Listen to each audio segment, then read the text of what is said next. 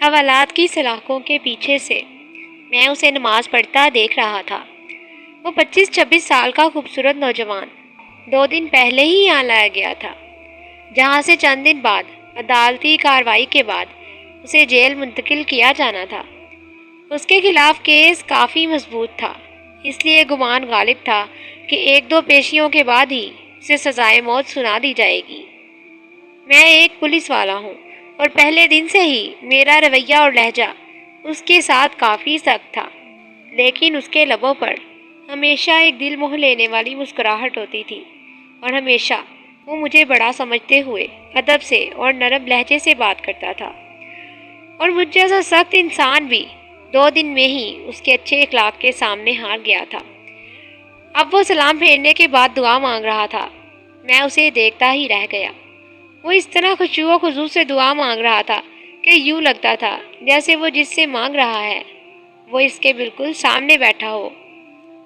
دعا کے بعد اس کی نظر مجھ پر پڑی تو اس کے لبوں پر پھر وہی مسکراہٹ نمودار ہوئی۔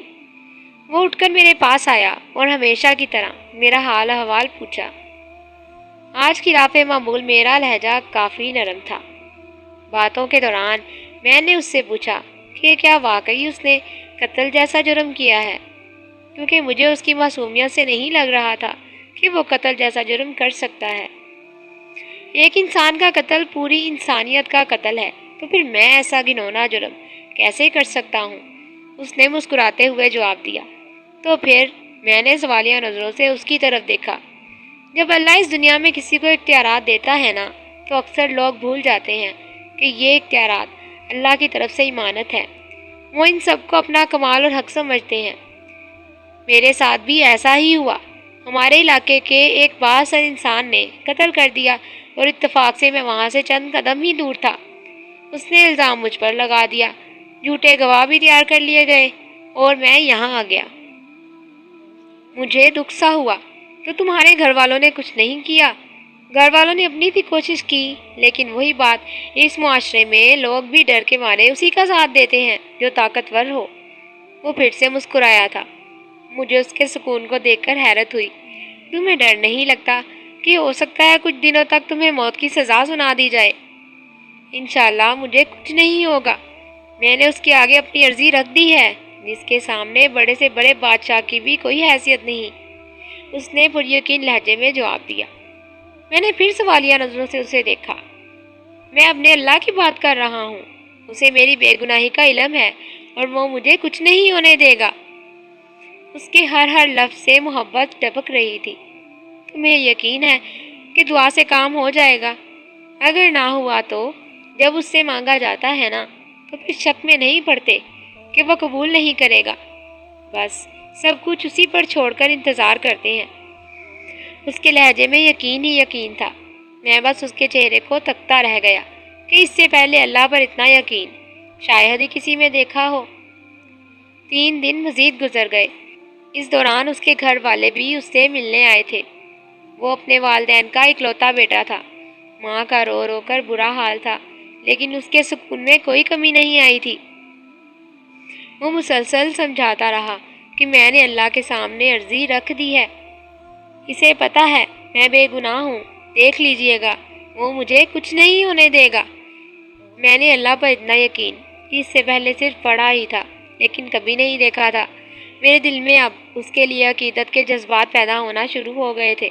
شاید اللہ کی محبت ہوتی ہی ایسی ہے جو پتھر دل کو بھی پگھلا دیتی ہے۔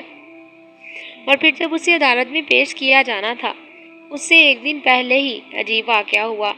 جس شخص نے خود قتل کر کے الزام اس پر لگایا تھا، وہ اپنی بیوی اور اکلوتے بچے کے ساتھ گاڑی میں کہیں جا رہا تھا کہ اسے ایک خوفناک حادثہ پیش آیا، جس کے نتیجے میں اس کی بیوی اور بچہ تو موقع پر ہی جاں بحق ہو گئے، جبکہ اسے شدید زخمی حالت میں ہسپتال منتقل کیا گیا۔ کافی گھنٹوں بعد ہوش میں آنے کے بعد اسے بیوی اور بچوں کے مرنے کی خبر ملی تو اس کی حالت اور بگڑ گئی۔ اسی جاں کنی کی حالت میں اسے کچھ یاد آیا۔ اس نے چیخ کر قریب موجود ڈاکٹر کو اس کی ویڈیو بنانے کا کہا۔ بار بار اصرار پر ڈاکٹر نے نرس کو ویڈیو بنانے کا اشارہ کیا تو اس نے ویڈیو میں بڑی مشکل سے اپنے جرم کا اعتراف کیا اور اس نوجوان کو بے گناہ قرار دے کر ہاتھ جوڑ کر معافی بھی مانگی۔ اس نے ڈاکٹر سے وعدہ کیا کہ یہ ویڈیو ضرور پولیس اسٹیشن لے کر جائے گا۔ شاید بیوی بچے کے مرنے کے بعد اور اپنی حالت کا علم ہو جانے کے بعد وہ اس گناہ کو ساتھ لے کر مرنا نہیں چاہتا تھا۔ ادھر ویڈیو پولیس اسٹیشن پہنچی، ادھر وہ آدمی مر گیا۔ آج عدالت میں اس کی پیشی تھی۔ عدالت کے سامنے اس کی بے گناہی کا ناقابل تردید ثبوت ویڈیو کی شکل میں موجود تھا، لہٰذا اسے باعزت بری کر دیا گیا۔ میں کمرہ عدالت میں کھڑا گمسم سا سوچ رہا تھا کہ اللہ ان بندوں کو جو صحیح معنوں میں اس پر ایمان لاتے ہیں ان کی ایسے بھی مدد کرتا ہے۔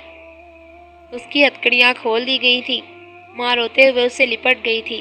باپ کی آنکھوں میں بھی آنسو تھے، آج اس کی آنکھوں میں بھی آنسو تھے، شاید اس وجہ سے کہ اللہ نے اسے ان حالات میں تنہا نہیں چھوڑا تھا اور اس طرح سے اس کی مدد کی تھی کہ جس کا کسی کو وہم و گمان تک نہ تھا۔ اور مجھے یاد ہے مجھ سے ملنے کے بعد جب وہ جانے لگا تھا تو میں نے اسے کہا تھا کہ وہ کوئی ایسی بات بتا کر جائے جسے میں ہمیشہ یاد رکھوں، تو اس کے الفاظ تھے، اللہ سے بڑھ کر کوئی ہمدرد اور دوست نہیں، جب بھی کوئی مشکل پیش آئے اسی سے مانگے، اور پھر یقین بھی رکھیں کہ وہ قبول کرے گا۔ وہ محض کسی سوچ یا تصور کا نام تو ہے نہیں، بلکہ وہ تو ایک زندہ حقیقت ہے۔ وہ اس وقت بھی ہمارے ساتھ ہے، شہرت سے بھی قریب ہے۔ وہ ہمیں دیکھتا رہتا ہے کہ مشکل میں ہمارا رد عمل کیا ہوگا، اور جو اس سے مانگ کر شک میں نہیں پڑتے اللہ بھی انہیں کبھی تنہا نہیں چھوڑتا۔ ایسے طریقوں سے اس کی مدد کرتا ہے کہ عقل حیران رہ جاتی ہے۔ وہ اب واپس جا رہا تھا اور مجھے یوں محسوس ہو رہا تھا جیسے میں آج ہی مسلمان ہوا ہوں، یا جیسے میں نے آج اپنے اللہ کو پا لیا ہے۔ اگر آپ کو میری ویڈیوز اچھی لگے تو میرے چینل کو سبسکرائب کریں، میری ویڈیو کو لائک کریں۔ بہت شکریہ۔